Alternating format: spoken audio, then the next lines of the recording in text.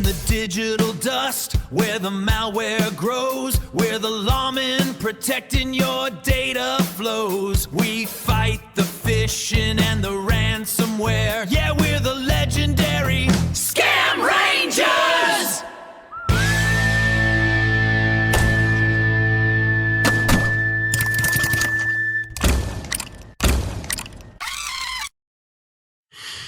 Gotta love that tune. Hello. What was that? So gotta love that morning, tune. Good afternoon. Yeah, I didn't actually hear the tune today. Oh, I did you missed not? the jingle. Oh, I didn't get the jingle. that's a depressing. There's a lot of things being missed at the moment, and uncannily enough. So yeah, I thought we'd maybe discuss a couple of queries that have been raised in personal discussions, and it's like that. A lot of things being missed. So one person turned around to me and said, "I've got no money in my bank account. I'm not a target." Oh my Lord, that started such a rabbit hole on why anybody and everybody is a target. You could be homeless and you'd still be a target. Yeah, I'm broke. I can be a target. Yeah. On that mantra, I absolutely resonate with that. But yeah, I mean, I was explaining to the young lady, it's like even your personal information is a target. You don't need to have any money. I mean, off the top of your head, what kind of things would you think of? Yeah, I mean, people can pretty much sign up for like credit cards and things like that, can they? If they've got your details. And whilst you might not have or think you can get, they probably could. Or clone your bank cards or something like that. So your 35 pence that you've got in your bank account could be spent very quickly on some penny sweets. So yeah, I mean, that was another one. I was actually thinking over the weekend of, is there any way to create a personal loss assessment tool, as in input your personal information into a tool and it kind of gives you an indication of what a potential scam could cost you. And it always boiled down to the same thing. It was like, put your entire value, assets in the calculator and it'll return that figure. Yeah. If you get caught in a scam, they can take every single penny. But much as you said just then, you know, using the credit cards, if they've got your personal information, they take credit cards out of your name. Yep. And you can walk away with a massive amount of debt. Yeah, without even realising it. Drops up on your Experian report or something like that. Yeah, you go for a mortgage, all of a sudden you've got credit cards against your name you didn't know you had. You've got no credit history. Yeah. Or rather, you're in a credit deficit. You're not going to get a mortgage. No, definitely not. And then, I don't know if you remember a couple of years back, there was a trend of reporting that people were about like going to the US and they got refused entry because they had a criminal record they didn't even know about. Oh, really? I don't know that one. ID. Yeah, people had stolen their ID and then perpetrated crimes and used the stolen ID as their own identification on prosecution. They got blacklisted. Yeah, so people actually got criminal records without knowing it. Imagine if it had been like serious crime and you'd been on like most wanted. Yeah. And you'd never even stepped foot in the country. No, I mean, the other one, the one I love, was about 6 or 7 years ago. I don't know if you remember this story. I say a story. It was a reported incident. There was a priest, I think, or some member of the clergy, lived in the Midlands of England, but he had, his parish was in South Wales or something like that. Never mind the specific locations, but the concept. He would travel to his parish and stay there a couple of weeks, go back to his house in the Midlands every couple of weeks just to check on it, you know, just to see friends and family.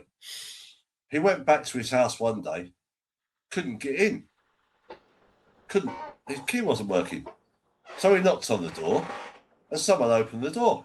And he was kind of like, what are you doing in my house? The person who opened the door turned around and said, no, this is my house.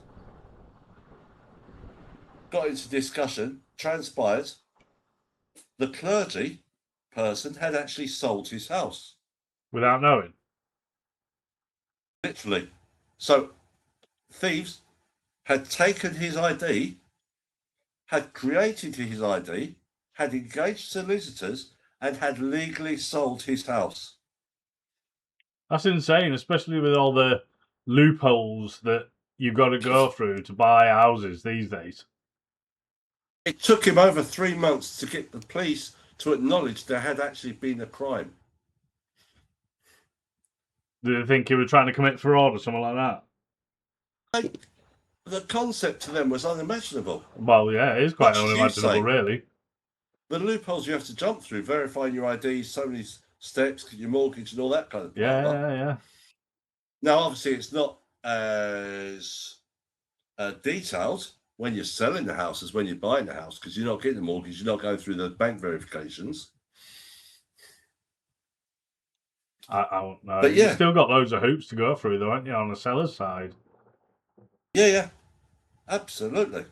Don't they, like, I suppose, I don't know, if they turn around and say there's no chain, just outright selling to go nowhere.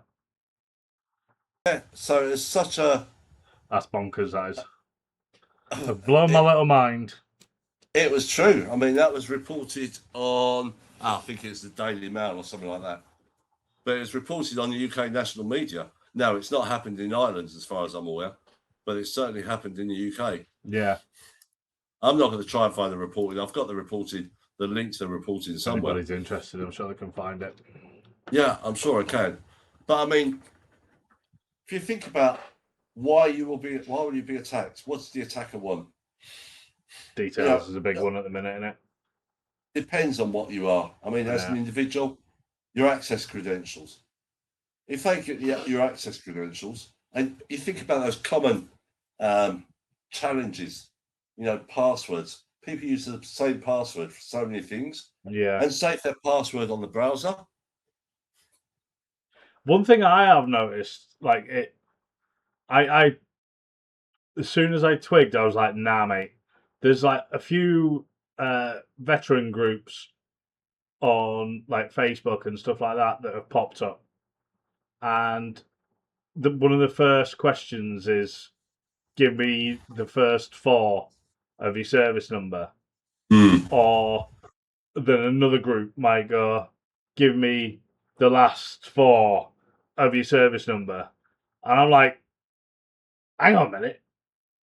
You put any of that together, you've got my service number. You've essentially got access to, you could phone up JPA and go, this is my details.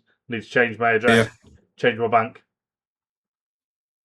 I mean, JPA have got other loopholes that you need to go through, like passwords and stuff like that, password security, and when date that you left and all this sort of stuff to try and get any information. But still, that first hurdle, your service number, which is not a number you'll ever forget.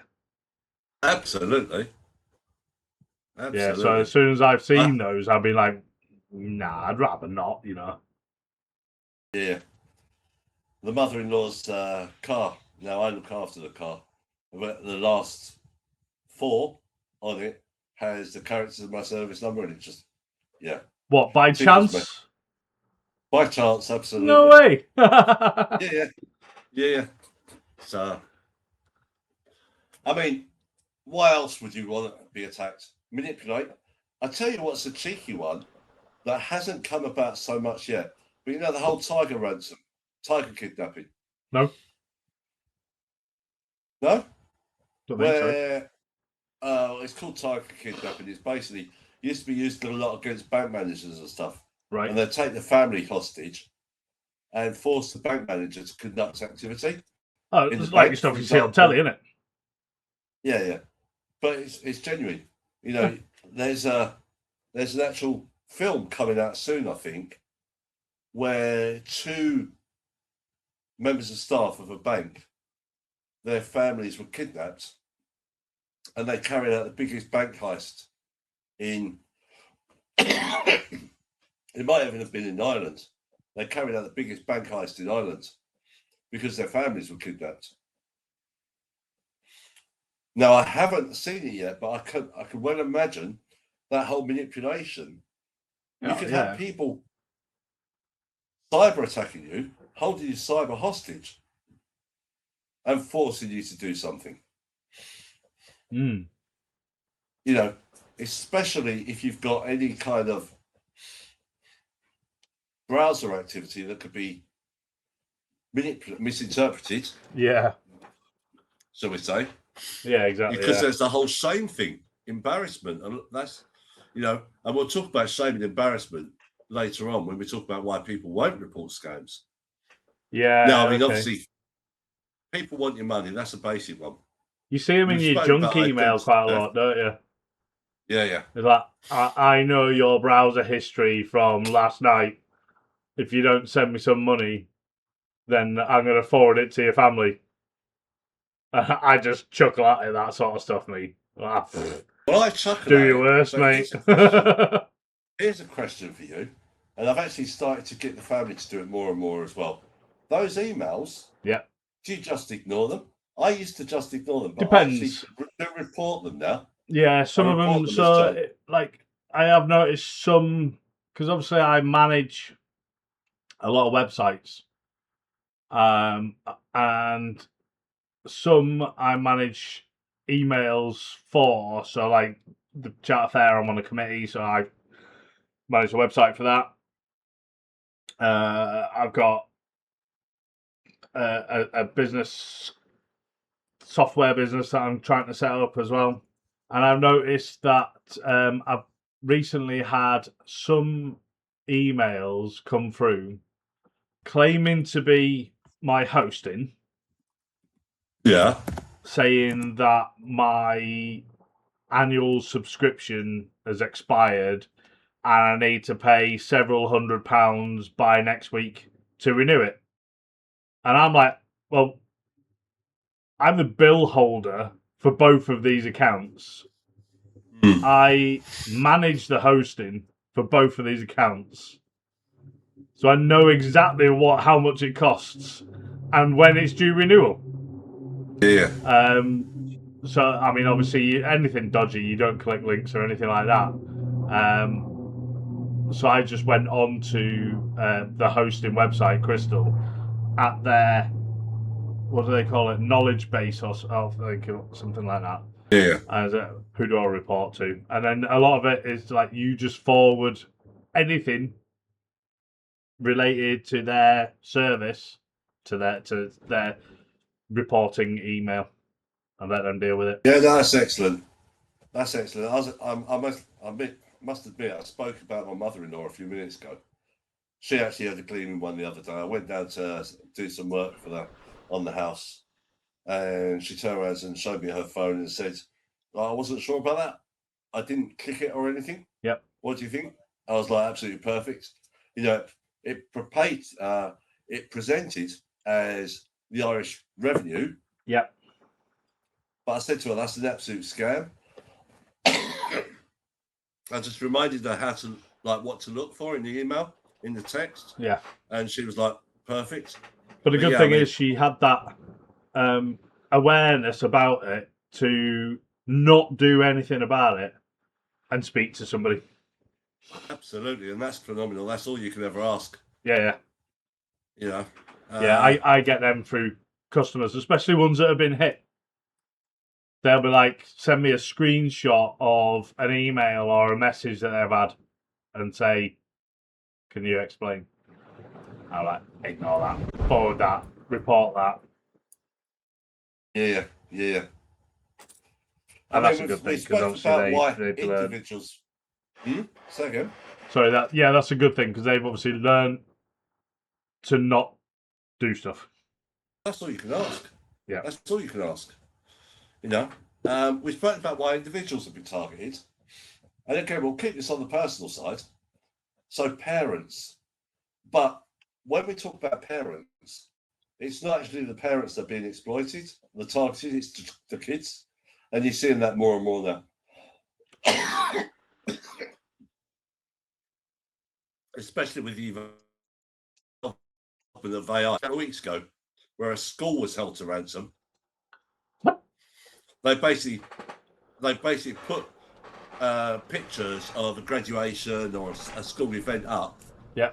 And the attackers took all the images of the kids, manipulated them, sent them back to the school and said, look, you pay us this ransom or we're going to release all these explicit images of children based on the images you shared. Wow.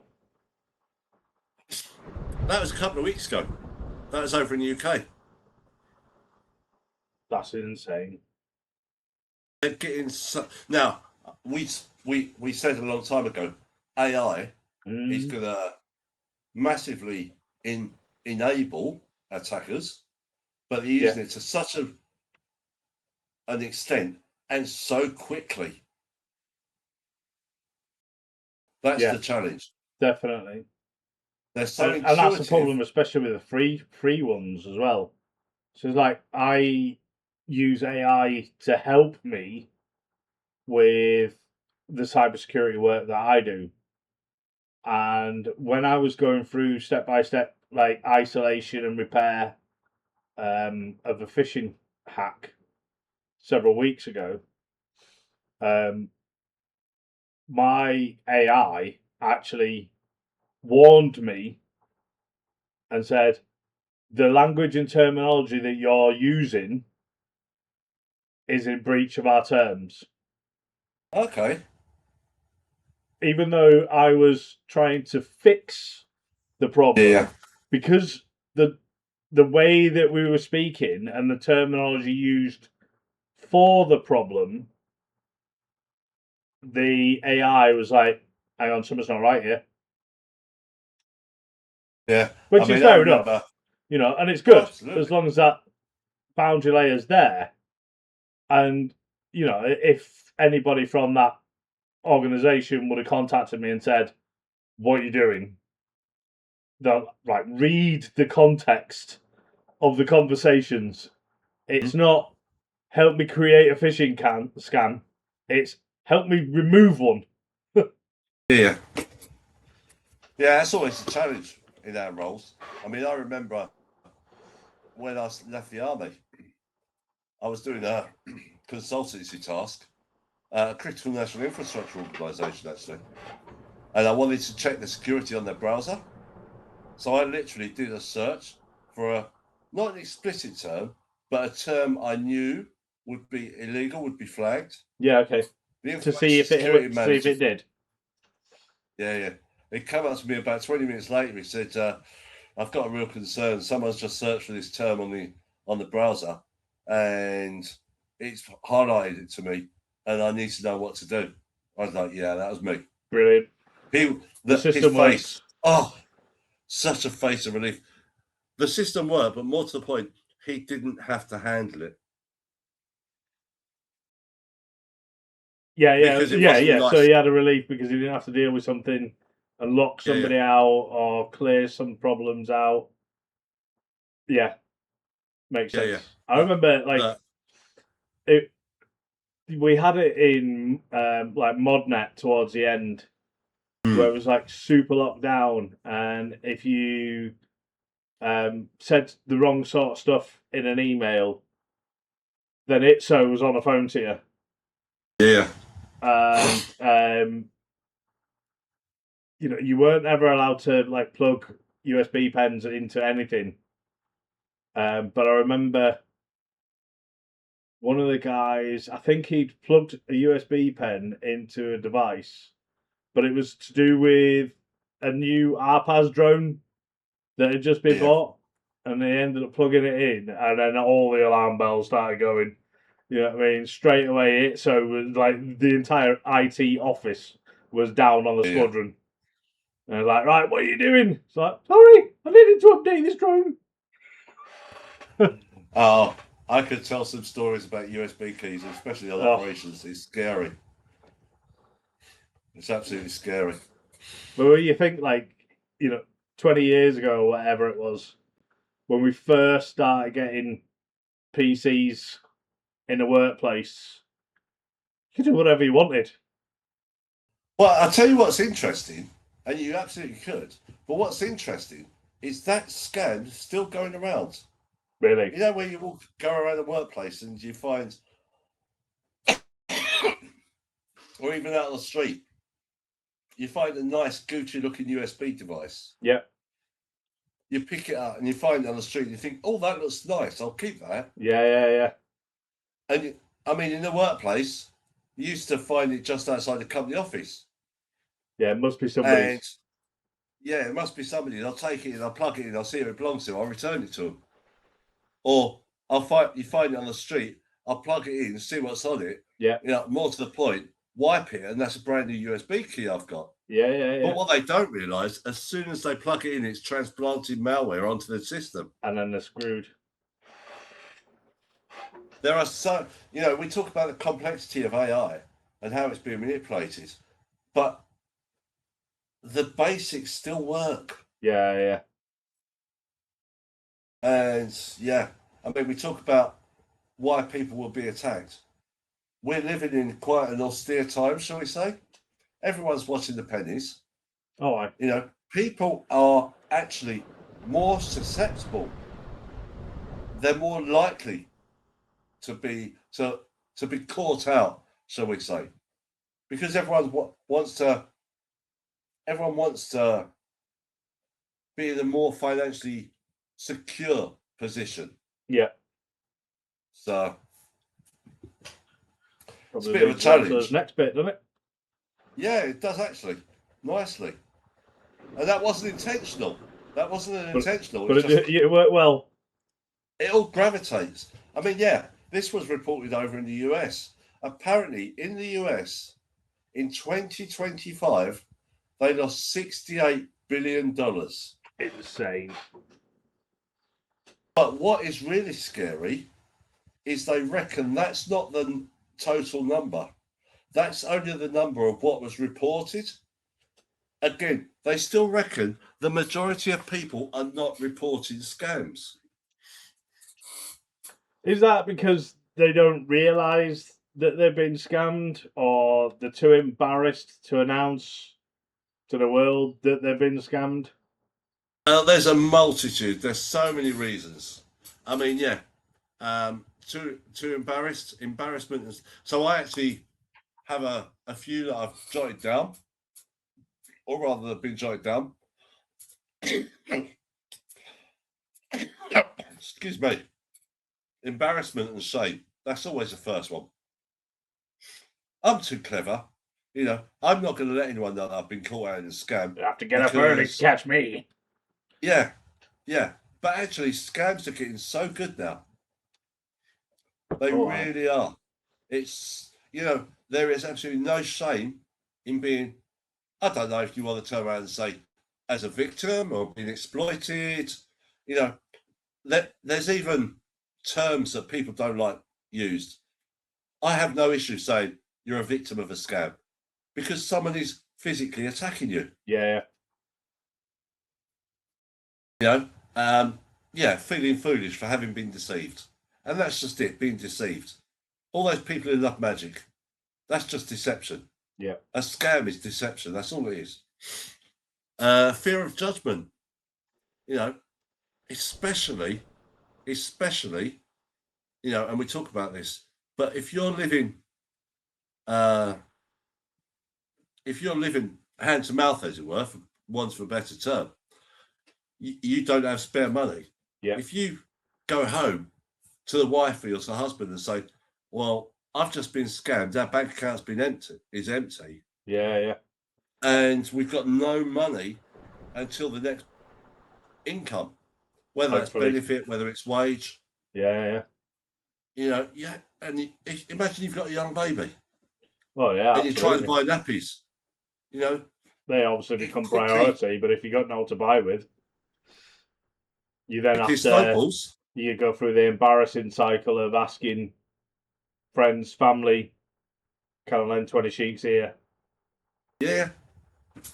There's, you know, And the thing about it is, there shouldn't be any shame. No. We as a society have almost stigmatized scams, and that's so wrong. The attackers are getting so good. Yeah, they are. And Yeah. you've got things like AI, which is just facilitating them even more. Yeah. Self-blame and guilt, believing they should have known better. Again, it looks so genuine. You were talking about your website a little while ago. Yeah. I mean, as you said, it looks so genuine. Yeah, yeah. It's only because I've got a good idea of what to look for. On first glance, I'm like, hey, how's that due already?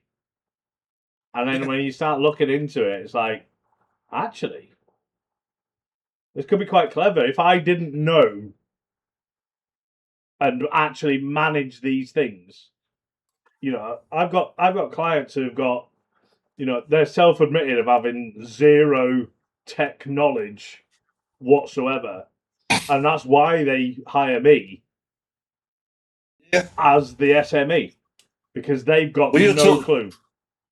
No, that's right. And you were talking about one the other week where a site was almost cloned, or appeared to have been cloned. Yeah. And it had bad links.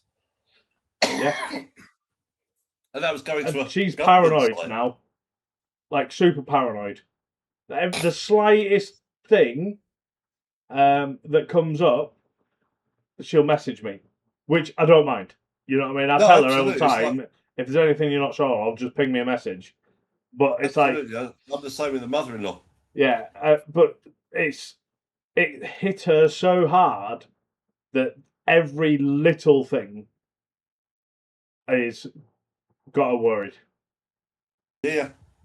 And I mean, that's the other one. I mean, that leads nicely into the next one. Fear of further harm. I mean, at the end of the day, if you've been scammed, you know, ultimately you think, well, they've got my details. They can come back to me again, concerned about retaliation or repeat targeting. You know, I mean, what do you do? Fundamentally, and a lot of people don't realise this, if you've been a victim of a scam, first thing you have to do is really go around and change your whole password portfolio.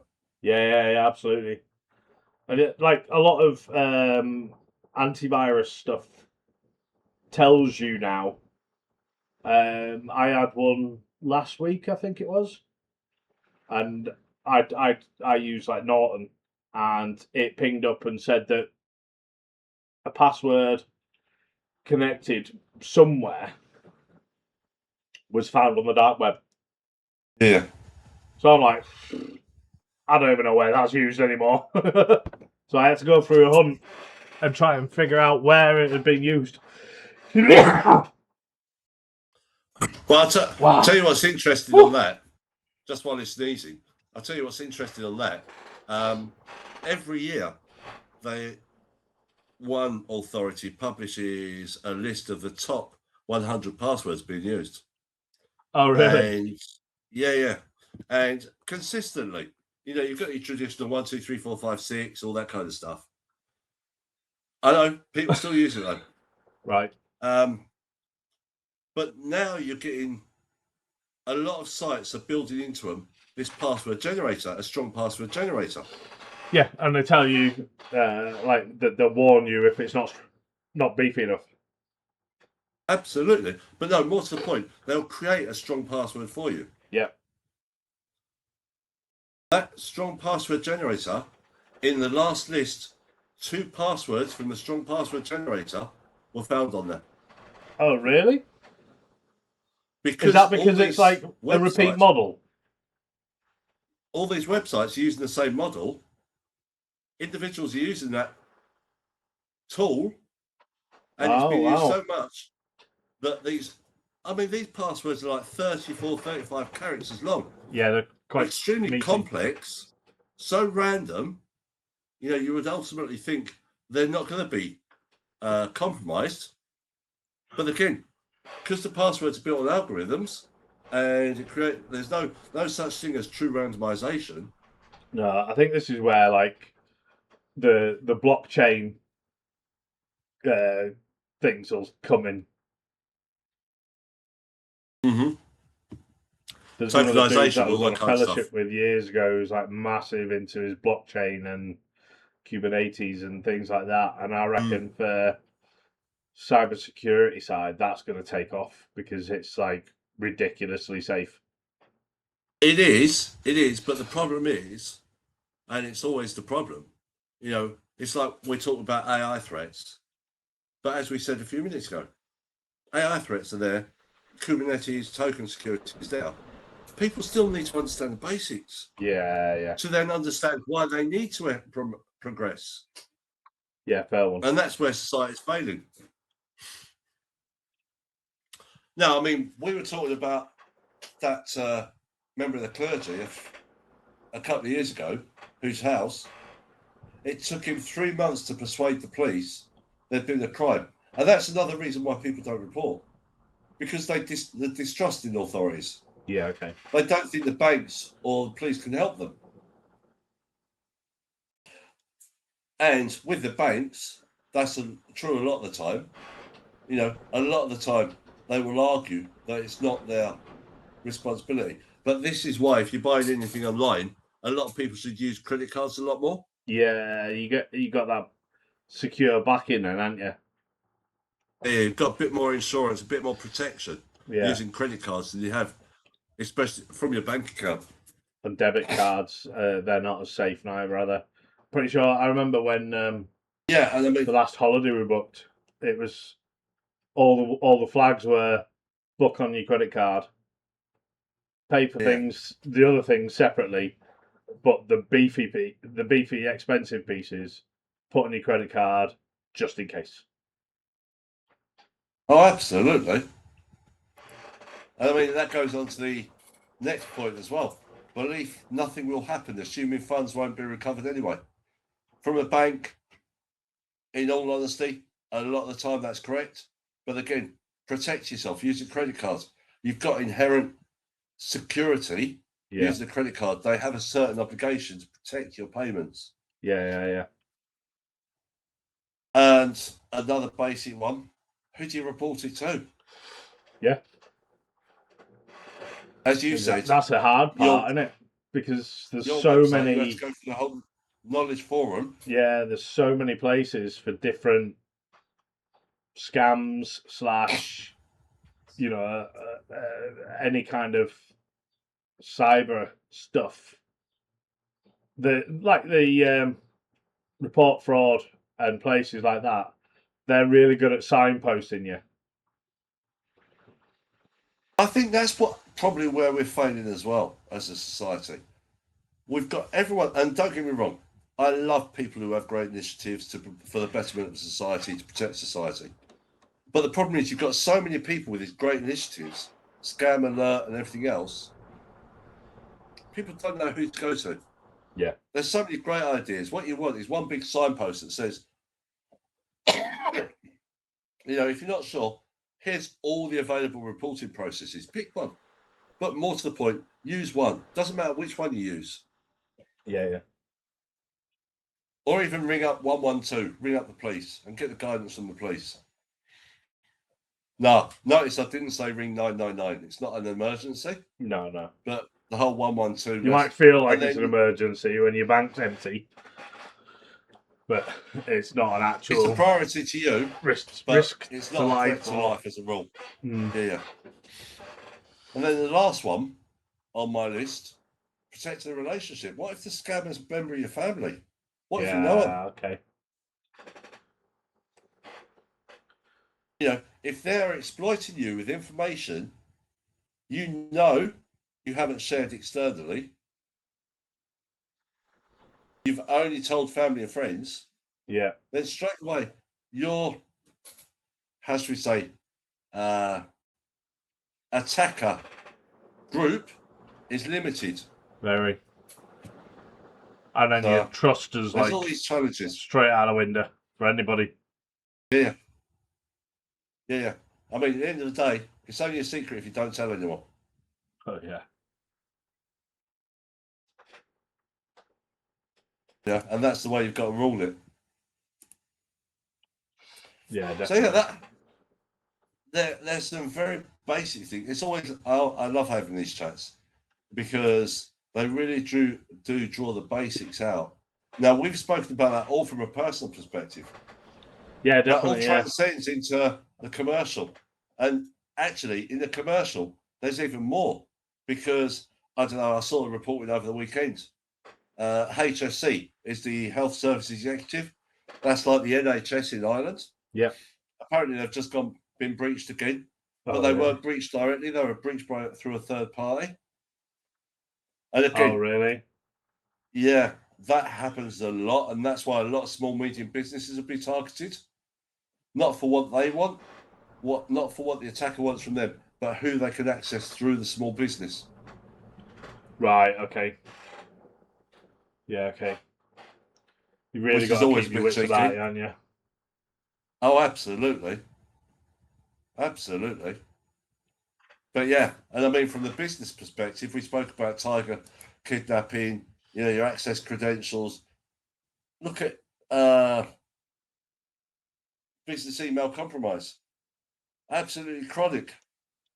You know, that's the results from that. The resulting losses from that. You're multi millions. Yeah. God. Yeah.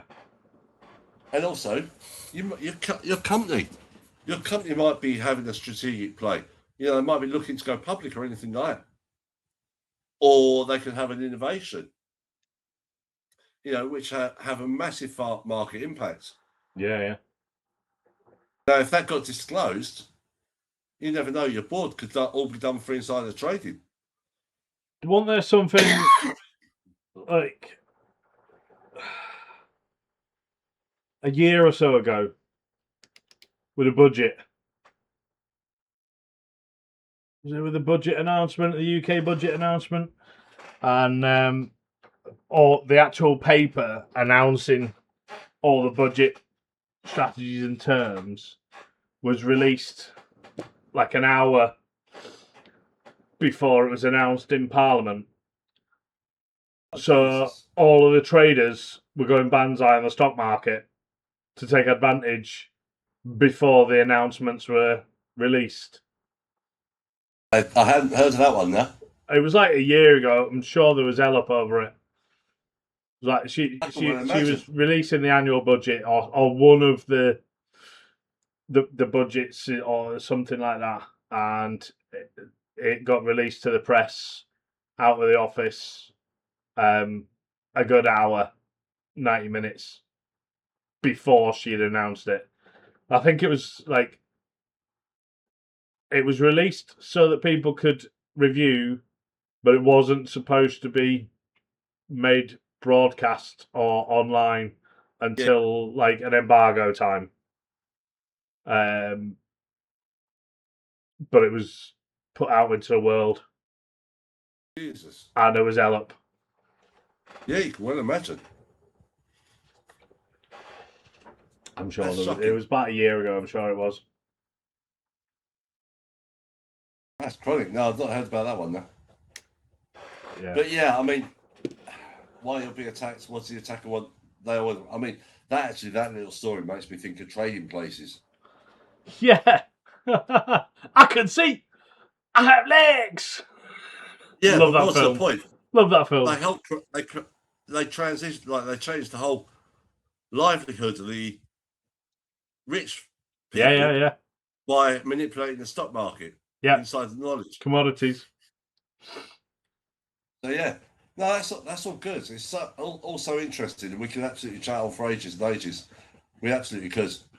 But yeah, fundamentally, don't ever think you've got no money. You've got nothing of value.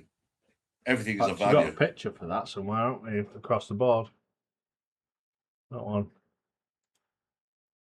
Yeah, that one. All of And these it's not things are complex. open to exploitation. It's not complex. You know, it's very basic. Attackers want what you have because they can make money from it. Yeah. You know, and as for reporting, should you report it? Absolutely. If in doubt, just report it. Yeah. Because fundamentally, your report could save someone else. Yeah.